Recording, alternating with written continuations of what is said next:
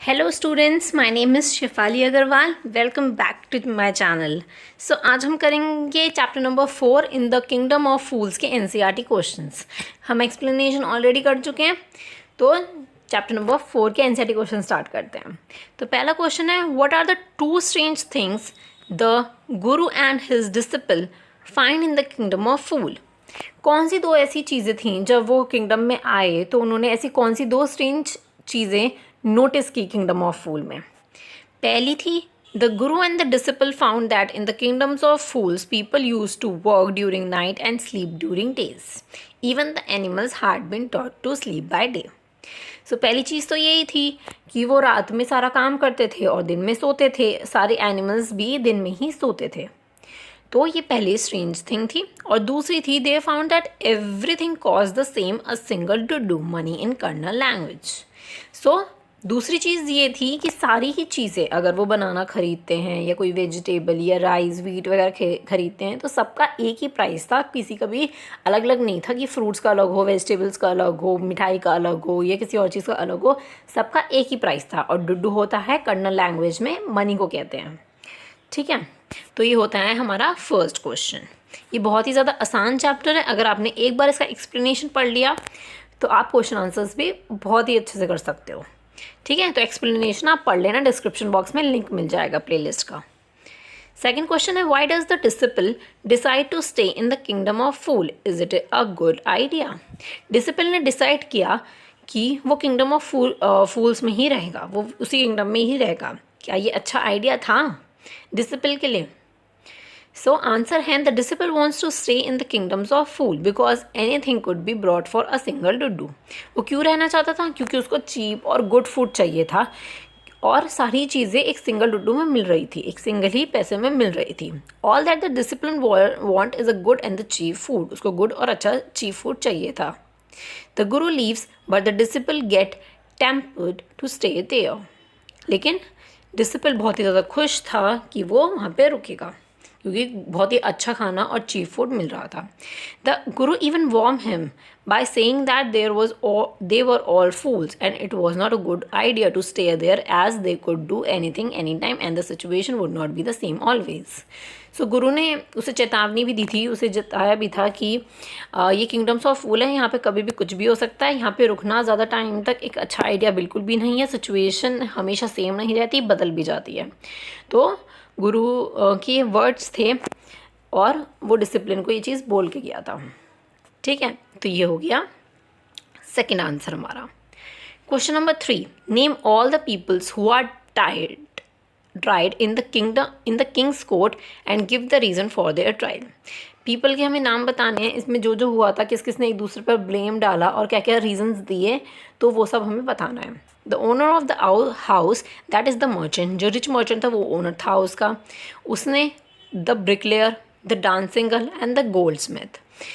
ये merchant, bricklayer, dancing girl, goldsmith, ये 4 जने थे जिसने कोर्ट में ही एक दूसरे पर ब्लेम डालने का ट्राई किया। ठीक है, they all were tried because the thief died when the wall of the merchant house had been compelled। ये ट्राई इसलिए हुआ क्योंकि जो चोर था वो वॉल के नीचे आके मर गया, क्योंकि मर्चेंट के घर की जो वॉल था वो गिर गया, उसका घर बहुत ही ज़्यादा वीक था। The merchant was tried for building a weak house. Merchant ने बहुत ही ज़्यादा वीक घर बनाया था, weak wall. The bricklayer was tried for doing him carefully.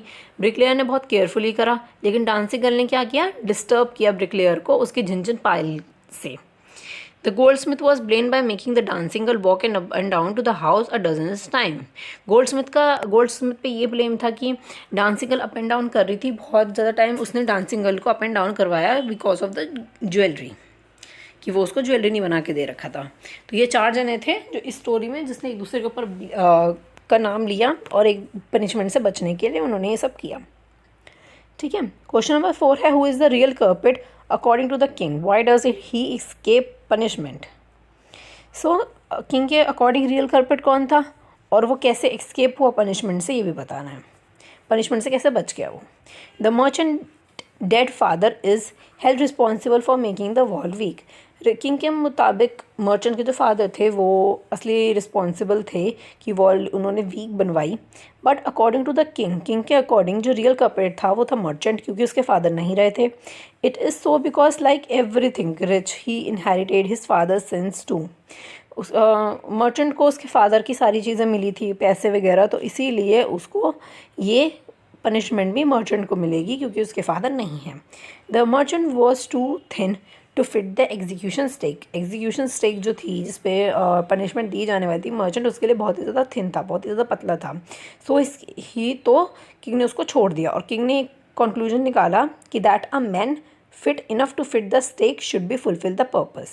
जो भी उस स्टेक में फिट हो जाएगा, मतलब फिट कौन होगा, एक मोटा आदमी फिट होगा, पतला था मर्चेंट तो वो फिट नहीं हो पाता था, एग्जीक्यूशन प्रॉपरली नहीं हो पाता, तो इसीलिए किंग ने कंक्लूजन निकाला कि एक मोटा सा आदमी को ढूंढ के लाओ जो कि फिट हो सके स्टेक पर।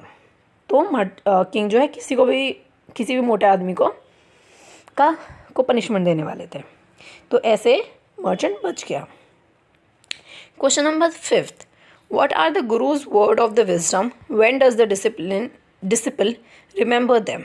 गुरु के कौन से वर्ड्स थे जो डिसिप्लिन को याद आ रहे थे?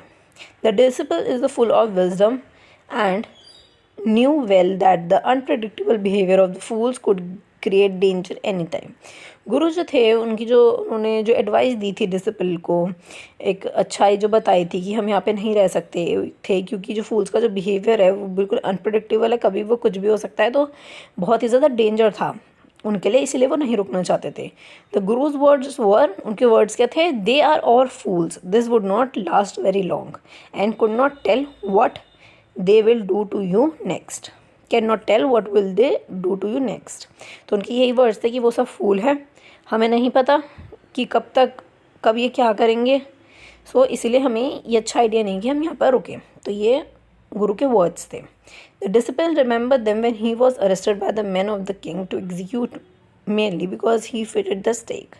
डिसिप्लिन को ये सब कुछ याद आ रहा था तब जब उसको कुछ लोगों ने अरेस्ट कर लिया, कुछ किंग के सर्वेंट्स ने अरेस्ट कर लिया कि उसको स्टेक को एग्जीक्यूट करने के लिए, कि उन्हें मोटा आदमी चाहिए था, तो जो डिसिपल था वो खा के बहुत ही ज़्यादा मोटा हो गया था क्योंकि बहुत ही वहाँ पे चीप फूड था, वहाँ पे घी, राइस, व्हीट, बनानाज ये सब खाता रहता था रोज़, तो इसीलिए वो बहुत मोटा हो गया था, इसलिए किंग ने उसको एग्जीक्यूट करने का सोचा। It was because of the guru's word of wisdom that the execution was postponed.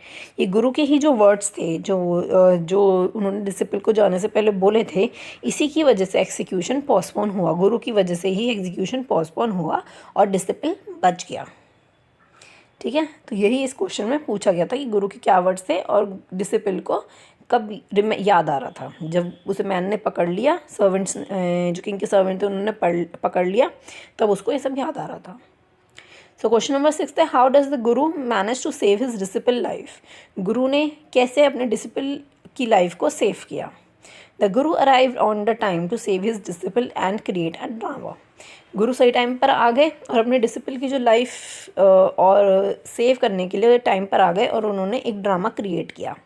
उसने किंग को बोला कि he tell the king that it is not an ordinary stake and the first one to go through the stake would become the king in the next life.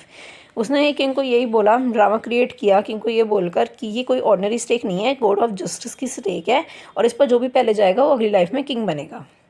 The second to die would become his minister, और second जो भी जाएगा वो minister बनेगा। The king wanted to arrive himself of the opportunity, और king ये opportunity नहीं खोना चाहते थे कि वो अगले जन्म में भी किंग बने। This way the guru and his discipline get release, इस वजह से किंग ने सोचा कि मैं ही क्यों ना मर जाऊं और अगले जन्म में मैं दोबारा किंग बन के पैदा होऊंगा, तो इसीलिए किंग ने गुरु और डिसिपल को छोड़ दिया। Thus the guru manage to save his disciple life, इस तरह से गुरु ने अपने डिसिपल की लाइफ को सेव किया। ठीक है, तो यहाँ पे ये कंप्लीट होता है पूरा। तो ये यहाँ पे कंप्लीट होता है। सो आई होप आपको ये अच्छे से समझ आ गया होगा पूरे एनसीईआरटी क्वेश्चंस। ये चैप्टर बहुत ही सिंपल था, सिर्फ एक दूसरे पे सब ब्लेम कर रहे थे और मेन पार्ट यही था कि कैसे गुरु ने डिसिप्लिन को सेव किया, तो ये बहुत ही ज़्यादा इंपॉर्टेंट क्वेश्चन है। ठीक है, तो अब हम करेंगे अगली वीडियो में चैप्टर नंबर 5। सो मिलते हैं नेक्स्ट वीडियो में। थैंक यू सो मच, और कमेंट ज़रूर कर देना, सब्सक्राइब भी करना और शेयर भी कर देना वीडियो, और लाइक करना मत भूलना। Okay, so thank you so much, bye bye.